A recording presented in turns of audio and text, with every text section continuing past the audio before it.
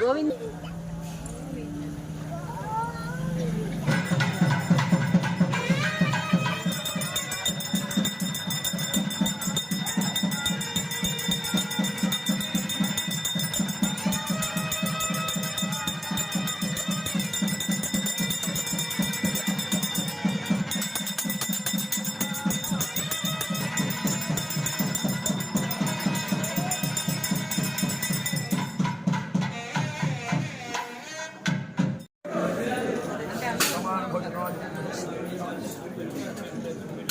Plus box అని పెట్టండి. అట్లాగే చనిపోయారు. నేను చెప్తాను వచ్చి బాగా వస్తున్నాను.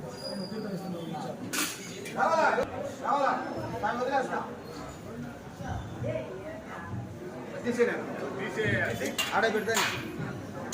మా ఒక్కరు రండి 2 పేర్లు చెప్పండి. గోత్రం వాళ్ళు ఒక్కరు పోండి, నిదానంగా పోండి. స్వామి కోత దర్శనం చేసుకున్నాం.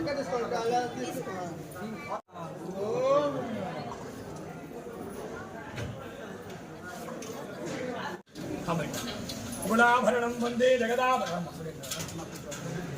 గుణాభరణం వందే జగదాభరణం.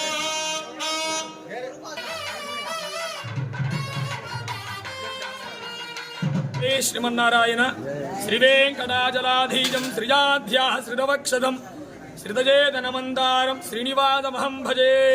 జై శ్రీమన్నారాయణ. మన బుచ్చిరెడ్డిపాలెం రామకృష్ణానగర్లో వెలసి ఉన్నటువంటి శ్రీ కళ్యాణ వెంకటేశ్వర స్వామి యొక్క దేవస్థానందు, అలానే ఈనాటి రోజున వైకుంఠ ఏకాదశి సందర్భంగా దీనిని ముక్కోటి ఏకాదశి అంటారు. ఇలా మనకు ఈనాటి రోజున శుక్రవారం ఈ యొక్క వైకుంఠ ఏకాదశి అంగరంగ వైభవంగా మన ఆలయంలో జరిగింది.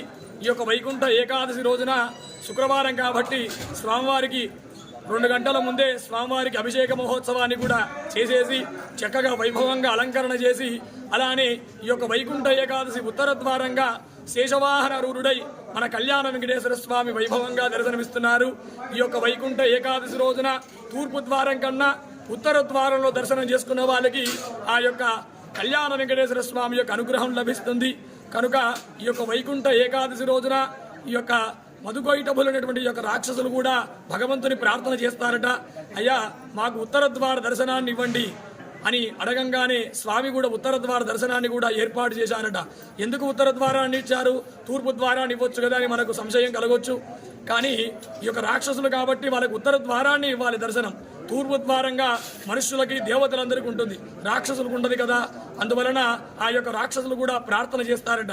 ఈ యొక్క వైకుంఠ ఏకాదశి రోజున ఉత్తర ద్వారంగా దర్శనం చేసుకున్న వాళ్ళకి చక్కగా మోక్ష ప్రాప్తి కలుగుతుందని చెప్పేసి భగవంతుణ్ణే ఆ యొక్క మధుకైటబులకు చెప్తానట. అందువలన ఆ యొక్క మధుకైటబులు కూడా రాక్షసము తొలగిపోయి మోక్షం కలిగిందట. అలా మనందరికి కూడా ఆ యొక్క కళ్యాణ వెంకటేశ్వర స్వామి యొక్క అనుగ్రహంతో వైభవంగా మనందరికీ కూడా ఆ స్వామి యొక్క అనుగ్రహం లభిస్తుంది దర్శనం చేసుకున్న వాళ్ళకి. అలానే మనం అందరం కూడా ఉదయాన్నే ఉత్తర ద్వార దర్శనంలో మొట్టమొదటిగా గోపూజ, సకల దేవుల యొక్క స్వరూపమైనటువంటి గోపూజ మహోత్సవాన్ని కూడా చేసుకొని చక్కగా ఉత్తర ద్వారంలో శేషవాహన రూఢుడై మనందరికీ కూడా స్వామి దర్శనమిచ్చారు.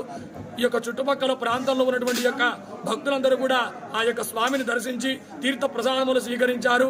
అలానే ఈనాటి రోజున పమిడికుల అచ్యుత శివప్రసాద్ గారు, అలానే వారి ధర్మపత్ని అయినటువంటి సురేఖ గారు నాటి రోజున ఉభయకర్తలుగా పాల్గొన్నారు.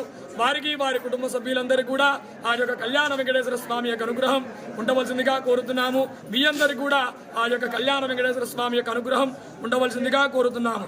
జై శ్రీమన్నారాయణ.